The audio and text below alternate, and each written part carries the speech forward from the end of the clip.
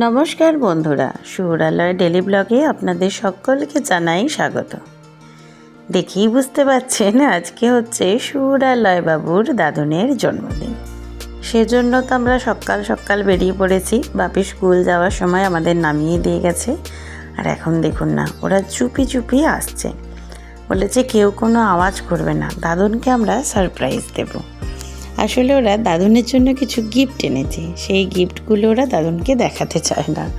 আমার ব্যাগে আছে বলে দেখুন না, আমাকে ঠেলে গেটের কাছ থেকে সরিয়ে দিচ্ছে যে তুমি আসবে না, কেউ দেখে ফেলবে। এদিকে বেচারা গেট খুলতেই পারছে না। আমি এত বলি বাইরের দিকে টানো, ওরা বুঝে উঠতে পারছে না। শেষে আমি এসে খুলে দিলাম। দেখুন না, ভিতরে ওদের মশাই মানে আমাদের তপনদাকে দেখতে পেয়ে আগে ঠোঁট দিয়ে ইশারা করছে যে কথা বলবে না। তপনদা বুঝে গেছে নিশ্চয়ই কোনো ব্যাপার আছে, তাই চুপ করতে বলছে। তাই তপনদা আর কিছু বলেনি। দেখুন না, আগে ওইদিকে দেখতে গেছে দাদুন আছে কি। এবার আস্তে আস্তে ভিতরে ঢুকছে দাদুন কোথায় দেখার জন্য। সুরবাবু চলে গেছে রান্নাঘরে। যেই দেখেছে দাদুন ওখানে আছে ও বলেছে।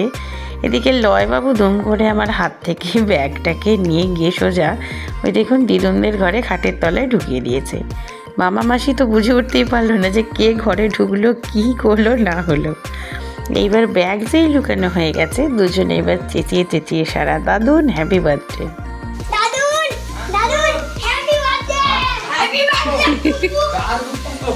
এই হচ্ছে দুপুরবেলার হালকা ফুলকা মেনু, একেবারে মাছে ভাতে বাঙালি। দেখুন না, আর এই দেখুন এখন অধীর আগ্রহে অপেক্ষা করছে কখন দাদুন আসবে, কেক কাটা হবে। এদিকে তো লয়বাবু দাদুনের ক্রাউনটা মাথায় পরে বসে আছে।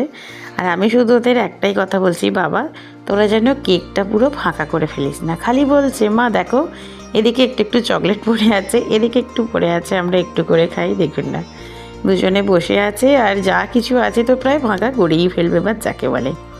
এদিকে আমরা বাপিকে বারবার ডাকছি তুমি তাড়াতাড়ি এসো, নাহলে শুধু কেকটাই থাকবে, কেকের উপর এসব ডেকোরেশন আর কিছু থাকবে না।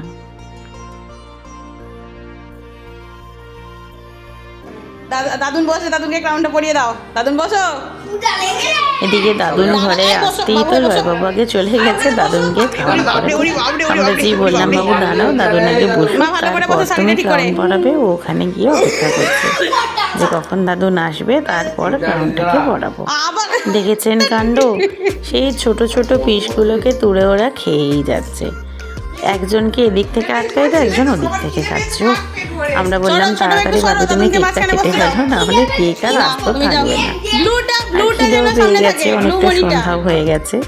এবার দাদুন বসে পড়েছে একদম মাঝখানে। এবার দাদুনকে ক্রাউন করিয়ে দিচ্ছে লয়বাবু।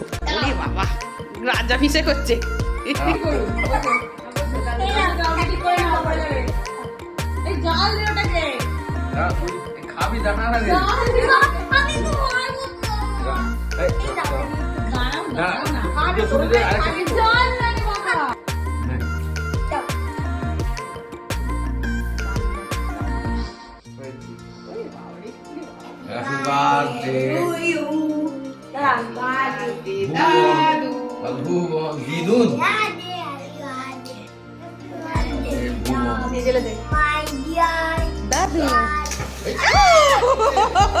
এই পরে ওটা বয়ে পেয়ে যায়। Happy birthday আন্দালি।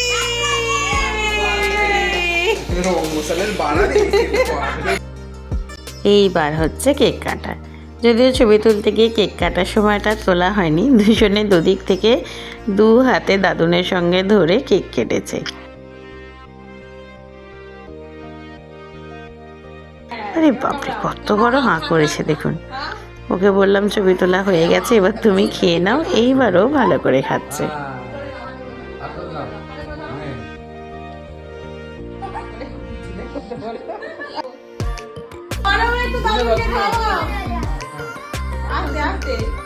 খাও খাও, সবাই জন্য খাও, ভিডিও করছো।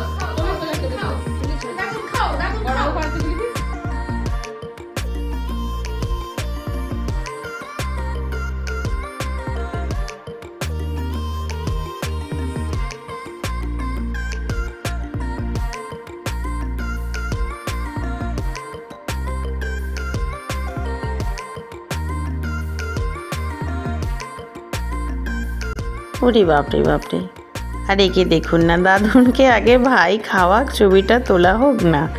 এরা তর সইতে নয়, এ নিজেই খেতে আরম্ভ করে দিয়েছে। উফ।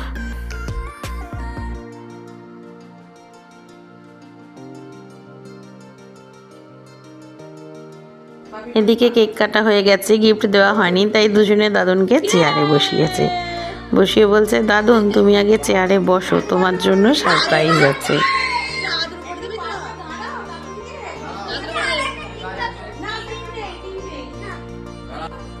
এই গিফটটা মামা আর মাসি অ্যারেঞ্জ করেছে দাদুনের জন্য, কিন্তু না, ওরা যেহেতু দেখে ফেলেছে তাই গিফট ওরাই দেবে।